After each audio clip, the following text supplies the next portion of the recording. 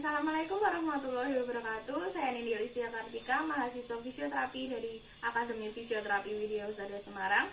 Jadi pada video yang berjudul Jumper Knee Rehabilitation ini, saya akan memberitahu bagaimana seorang fisioterapi melakukan penanganan pada kasus jumper knee.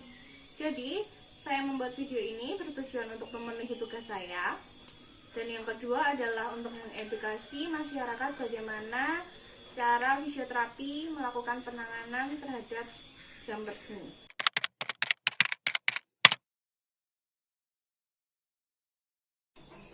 Jadi jumper knee adalah disfungsi atau nyeri yang terjadi pada tendon patella. Hal ini banyak dialami oleh atlet-atlet profesional seperti bola voli atau basket. Jumper knee bila tidak direhabilitasi lebih awal dapat menjadi akhir bagi atlet-atlet profesional. Kemudian saat gejalanya semakin parah, jumper knee dapat menyebabkan terganggunya aktivitas fungsional seperti berdiri ke duduk, jongkok, atau naik turun tangga.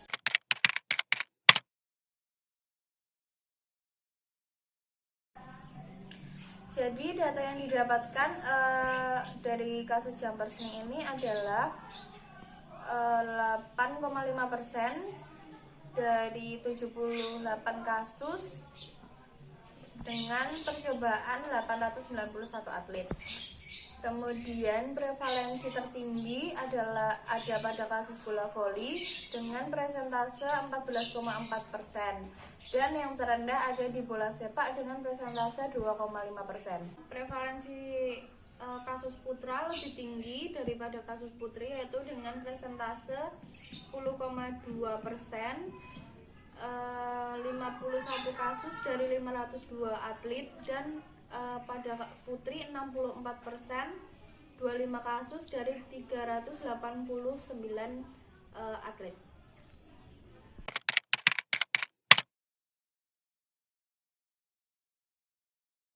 Jadi gejala yang dilaporkan adalah nyeri pada bagian lutut, kadang nyerinya hilang kemudian timbul, atau kadang tidak seperti datang tidak terkait dengan cedera yang spesifik. Dan tahapan dari kasus jumper knee ada 4. Tahap pertama yaitu nyeri setelah aktivitas namun tidak mengganggu kegiatan fungsionalnya. Kemudian tahap 2, nyeri setelah dan saat beraktivitas namun performa atlet dalam berolahraga tetap stabil. Kemudian tahap ketiga, nyeri berkepanjangan dan meningkatkan kesulitan atlet dalam melakukan aktivitas. Kemudian yang keempat adalah robeknya tendon sehingga harus dilakukan operasi untuk penanganannya.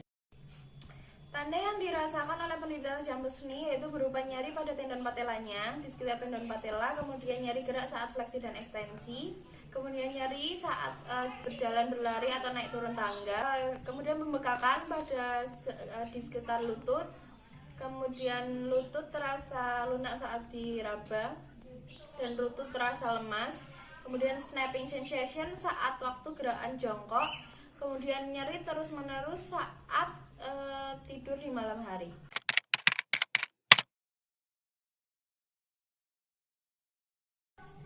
Oke, jadi jumper knee itu dirasakan nyeri saat memulai aktivitas, kemudian namun nyeri datang dan hilang. Kemudian terasa nyeri saat malam hari, namun untuk beberapa atlet mereka tidak mengeluhkan hal tersebut kecuali cederanya benar-benar parah.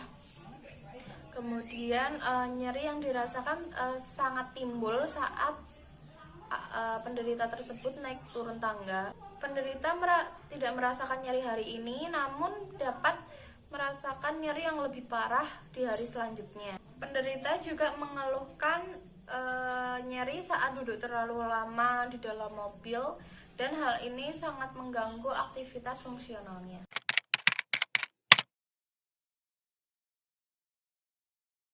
Oke, Jadi untuk beberapa kasus jumpers nih ada yang dilakukan tindakan medis dengan operasi.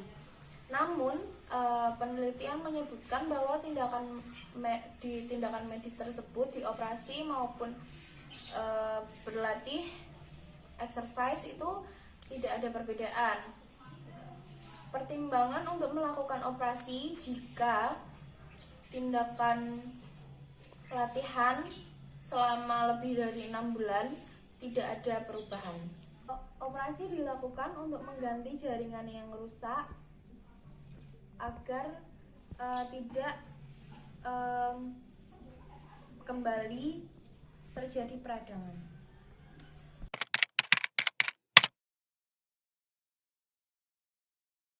Jadi untuk pemeriksaan spesifiknya pada kasus jumpers ini yaitu palpasi pada tendon patelanya.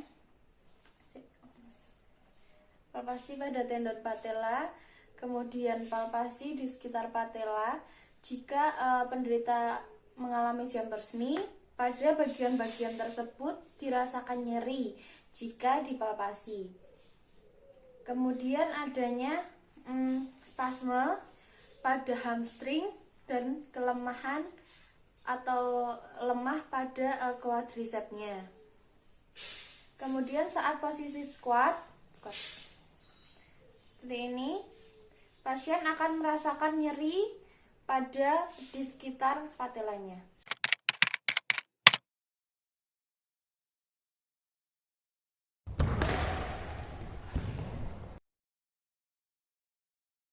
Untuk latihan untuk stretchingnya, kita stretching pada hamstring. Di latihan untuk stretching pada hamstring, nih, kemudian tekan. Kita hitung 8 kali hitungan. 1, 2, 3, 4, 5, 6, 7, 8. Relax. Kemudian stretching pada gastroc seperti ini, dihitung 8 kali hitungan juga. 1, 2, 3, 4, 5, 6, 7, 8. Dan latihan yang kedua adalah latihan penguatan. Yang pertama namanya adalah heel raises to raises. Jadi contohkan dulu seperti ini. Gerakannya ada apapun pegangannya, tembok atau apa. Gerakannya itu jinjit dari sini, jinjit. Kalau dari samping nampaknya ini.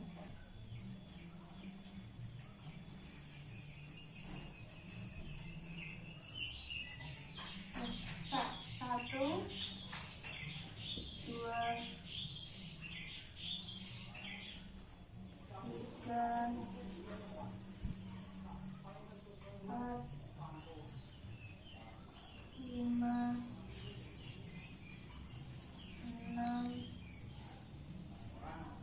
7, 8. Kemudian gerakan selanjutnya adalah quadset. Pada gerakan ini diberi bantalan pada nih pasien. Kemudian pasien diinstruksikan untuk menggerakkan ankle-nya ke arah dorsifleksi. 1, 2, 3, 4, 5, 6, 7, 8. SLR for plank. Jadi dilakukan pada 4 gerakan. Gerakan pertama SLR.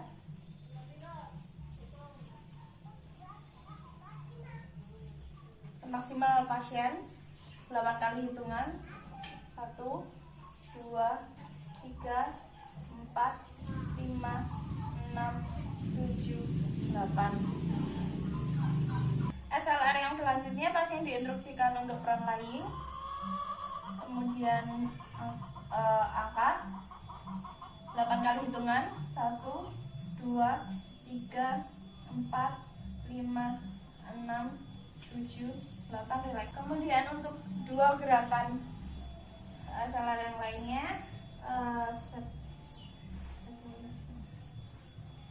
angkat 1, 2, 3, 4, 5, 6, 7, 8. Kemudian kebalikannya yang diangkat adalah yang kaki bawahnya. 1, 2, 3, 4, 5, 6, 7, 8. Gerakan yang selanjutnya adalah TKE. TKE adalah terminal knee extension. Menggunakan teraben diposisikan di knee, kemudian sedikit tarikan hingga ini.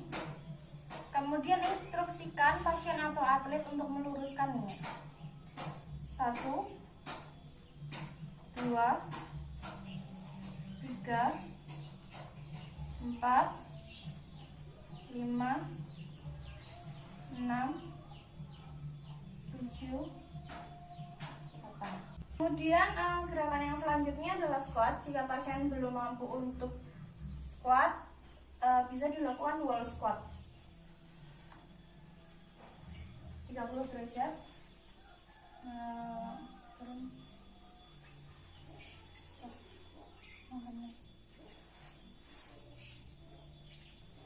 Ini squat 30 derajat, dilakukan 8 kali hitungan. 1, 2, 3, 4, 5, 6, 7, 8.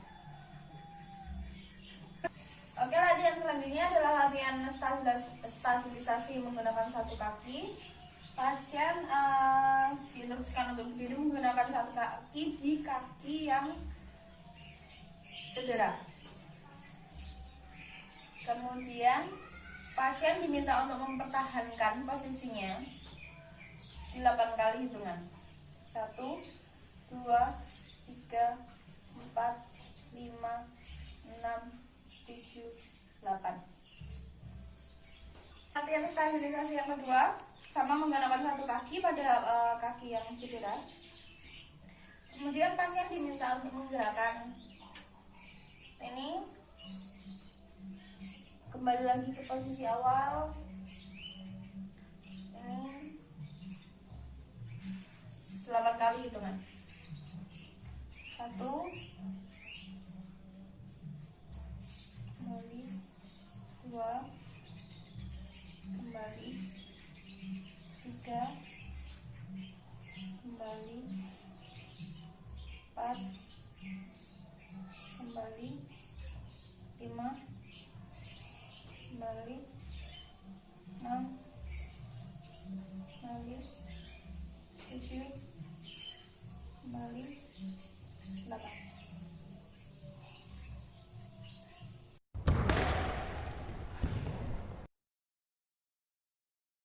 Evaluasi pada fase 1 yaitu mengontrol rasa sakit dan peradangan, kemudian memulai latihan dan daya tahan tanpa rasa sakit, kemudian adanya kontraksi yang cukup kuat pada otot quadriceps dan FMO atau vastus medial oblique.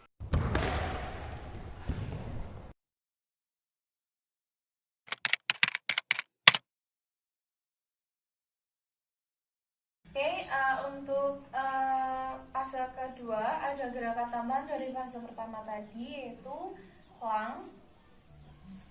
Di lang adalah gerakannya tuh seperti ini. Di pasien melakukan 8 kali hitungan. 1, 2, 3, 4, 5, 6, 7, 8. Relax. Gerakan selanjutnya adalah SLR verplank, tapi dengan menggunakan beban dari teraben. Jadi terabennya kita taruh di, Kemudian pasien menggerakkan kakinya 8 kali hitungan. 1, 2, 3,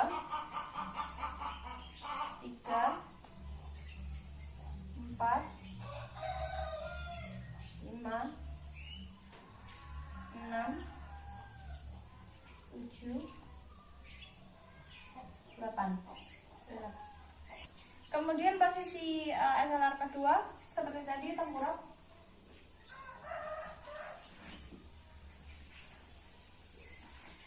Posisi teraben sama pada kedua pergelangan kakinya. Kemudian lakukan 8 kali hitungan. 1, 2, 3, 4, 5, 6, 7. Kemudian SLR foreplane yang ketiga, side lying.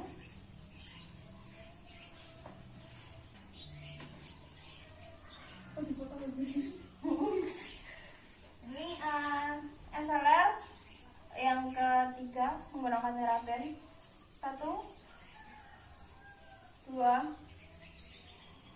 3, 4, 5, 6, 7, 8. Relax. Kemudian untuk gerakan selanjutnya adalah straight leg deadlift. Posisikan terapen pada kedua kaki pasien untuk diinjak. Kemudian instruksikan pasien untuk memegang terapennya. Kemudian posisi gerakannya adalah pasien menarik ke atas. Ya. Lakukan 8 kali hitungan. 1, 2, 3,